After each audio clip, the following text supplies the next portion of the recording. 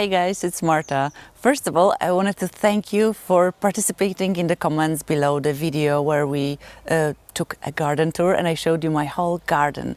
I showed you how the garden looked, but today I wanted to talk about the gardening jobs for July. We have July, there is a lot of work to be done. So I hope you will join me today and we'll talk about the gardening jobs you can do in July.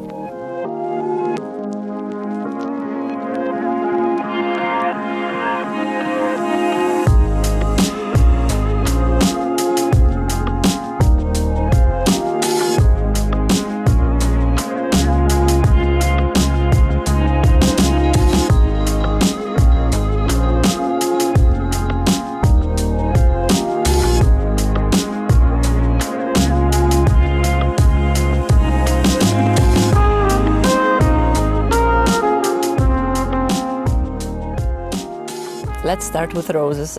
As you know, I have a lot of them, and in July the queens need to be pampered. So you need to do a lot of work around them, and that means mainly deadheading. When the blooms are spent, I will cut them by hand, one by one. Of course, I don't always have time to go every day and just cut off the single blooms. Sometimes I will just let the flowers stop blooming and then I will come and I will prune it after flowering. And this encourages the plant to grow and bloom even more. So depending on what you want from your rose, you can cut them just the stem. You will cut above the leaf that has 5 single leaves, or you can go lower. If you want the plant to be smaller and more bushy, then you can go even lower, but always cut above the leaf that has 5 single leaves. Okay, I will show you an example. This is a rose called Happy Day, and it's such a cheerful plant.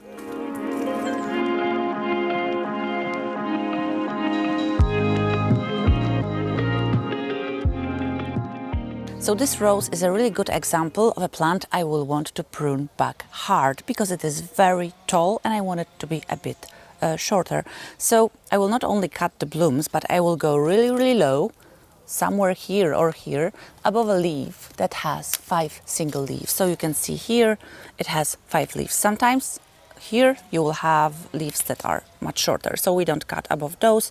We are looking for the leaf that has 5 single leaves, and then we cut just above this leaf and we wait for the rose to bloom again.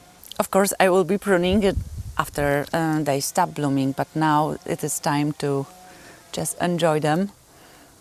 This rose doesn't have very strong scent, but still it does, and I really like it because it is a rose smell. Some of my German roses have a scent that reminds me more of something I wash my clothes with, not roses, so I really prefer those that have a rose smell I remember from my grandma's garden. July is also the month I will be fertilizing my roses. This is very important as they have taken all the energy I gave them in spring, and now if I want them to bloom for the second time, they need some food. So I will be, after all the blooms are spent, I will come and I will fertilize. I will spread the fertilizer around the rose base, and I will just gently mix it with the soil, and then I will water it, and this is the last time I will be fertilizing them. There were a lot of questions about black spot and how do my roses look so healthy. Not all of them look that healthy, but I don't do any spraying for a black spot. I try to choose the varieties that don't suffer much from it. If they get it in the summer, late summer, and only some of the leaves are affected with that, I don't really mind. I will just take off those leaves and I will not compost them. And what is very important for me is the hygiene around the roses. So all of the leaves that I see that are sick and they have disease, I will just put them into a bin and I will not compost that.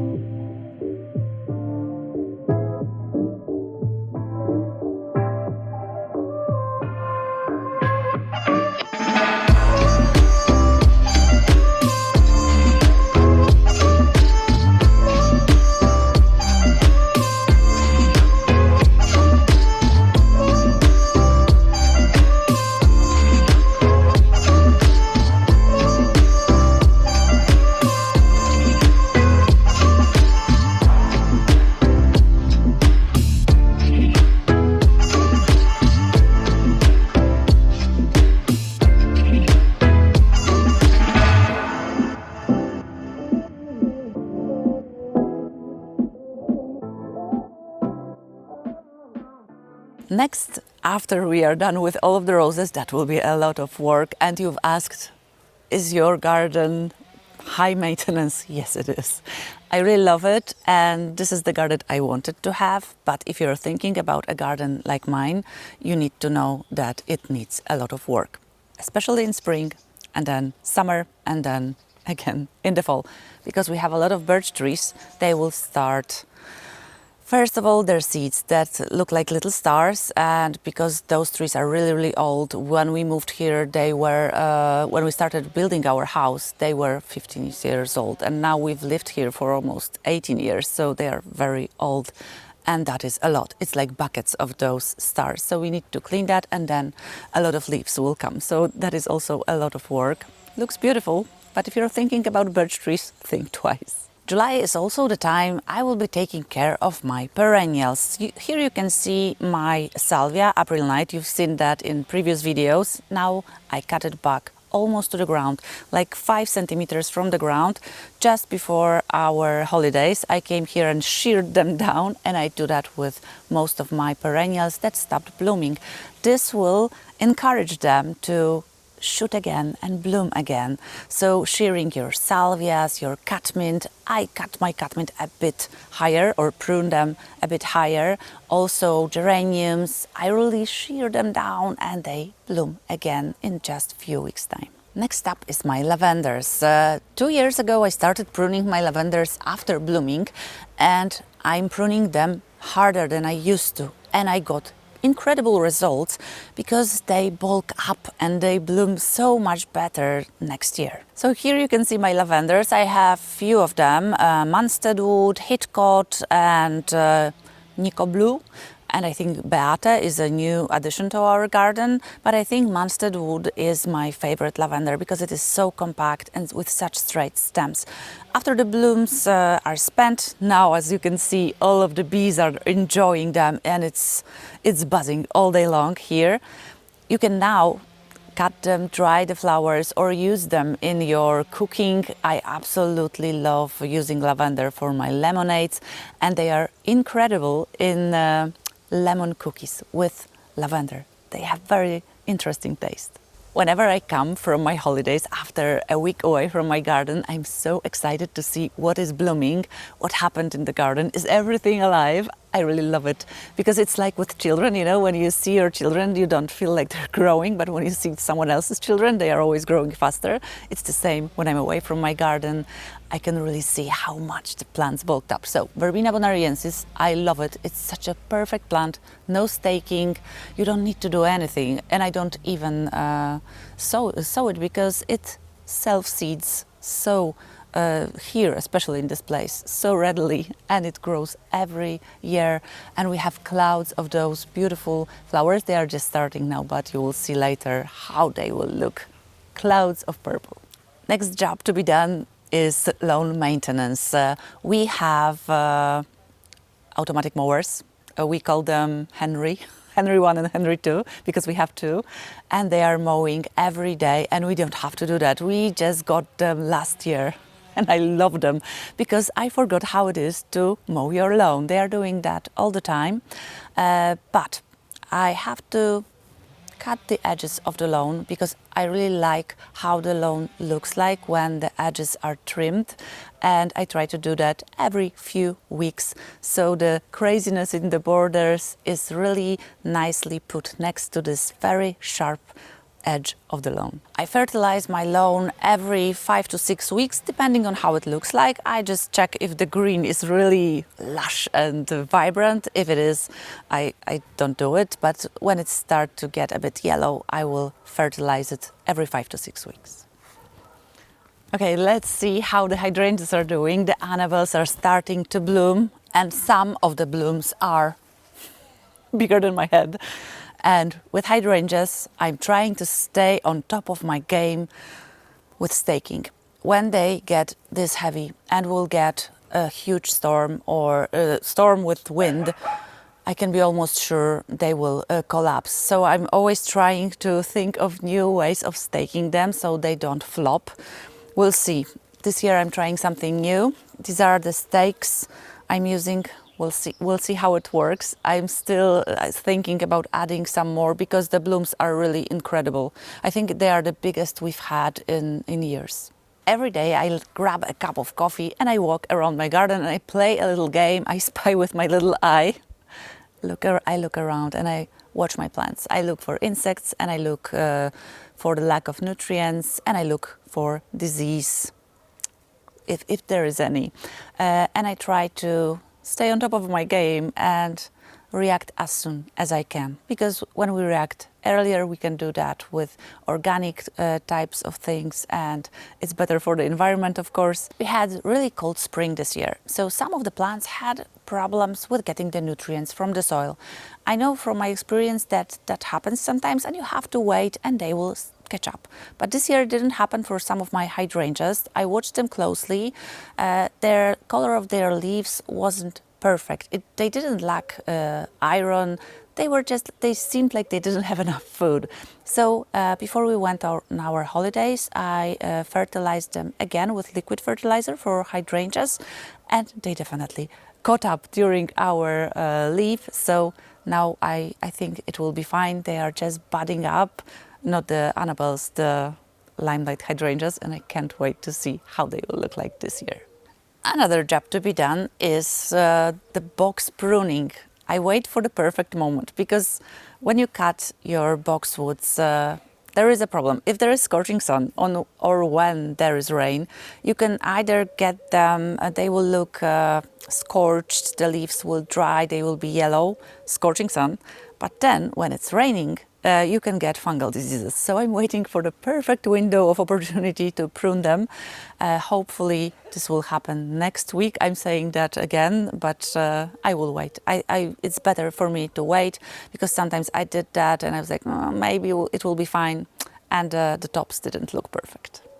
Now the annuals, the SUPERTUNIAS. I'm having a schedule on fertilizing them, so I fertilize them every week. Here you can see my SUPERTUNIAS that are in the ground. Perovskia, Russian sedge, is starting to bloom. I love the color of this plant because it is very cold purple and it looks so good with this almost blue purple of the salvias. This is Salvia farinacea, and here we have SUPERTUNIA bubblegum. I fertilize all my SUPERTUNIAS, all those in the ground and those in the pots weekly. If I don't have time, I will do it every 2 weeks, but I think they look best when I do it every week.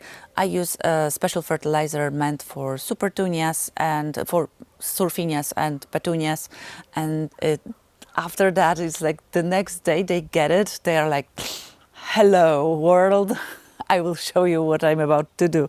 So still, this year I will say that again, bubblegum is, in my opinion, the best SUPERTUNIA you can get. It performs incredibly well in the ground as well as in the pots. This year I've been trying jazzberry and I really love the color, but jazzberry, when it gets a lot of rain, it is not like bubblegum. No, it doesn't like the rain. It's good in the pot that is under a roof, but in the rain, it's not that happy.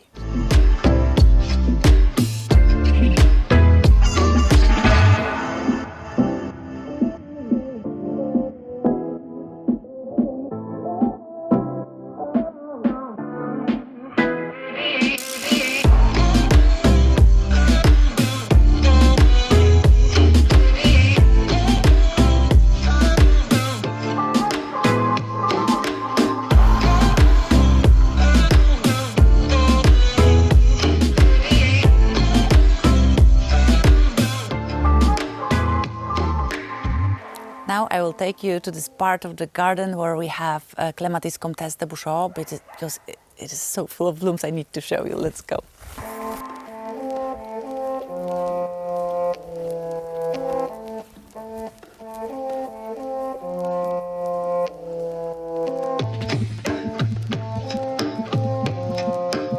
Here you can see Comtesse de Bouchon. I think this is my favorite CLEMATIS. I really love it. This one is on a plum and that one is on a rose, and I love combining it with pink rose. I just love it. I just wanted to show you that. But we are here because I wanted to go into the cutting garden. There I'll talk about the other jobs you can do in July. if you're growing annuals, the more you pick, the more flowers you will get. So this is a great idea to make beautiful bouquets for your house. I'm really enjoying my sweet peas now, my Ami Mages, my larkspur, my snapdragons. They are such incredible plants. You can just make such tiny bouquets and put them in a jar, and they give you so much color and so much joy. But the more you pick, the more flowers will grow in a moment. If you want biennials in your garden and you didn't sow them before, now is still a good time to do it. I've just done it because we were on a holiday and I knew I wouldn't be able to keep up if they are moist enough, so I just sowed them yesterday. And I mainly sow some foxgloves because I didn't have enough of them this year. So whenever I am in the garden and I have one plant, I was like, why didn't I sow more of them? So this year, foxgloves, there are a lot of them. So if you're feeling like having biennials, I love them because they are a perfect plant after the tulips stop blooming, and you will have them bloom with the alliums before most of the perennials start blooming. So I really like incorporating them in the borders. I would really like to read, what gardening jobs do you love and which ones do you hate? Let me know in the comments. Maybe you get relaxed doing something and you really do not like doing something else. I definitely do not like fighting my weeds. I really hate that. But I really love deadheading the roses and, of course, making the bouquets. And I really love pruning. This is the job I really always can do, and I don't want anyone else ever to help me with that because I really like to shape the garden the way I want it. Thank you again for all the comments you made below the video with our garden tour. That is so good to read the places you are from. People from Australia, people from India, from United States, from UK, from all of the Europe. I love that, and I love that we have one connection, that we love our gardens and we can interact with each other. That is beautiful. Thank you so much, guys. If you like this video, please give it a thumbs up, consider subscribing, and we'll see you in the next one. Bye bye.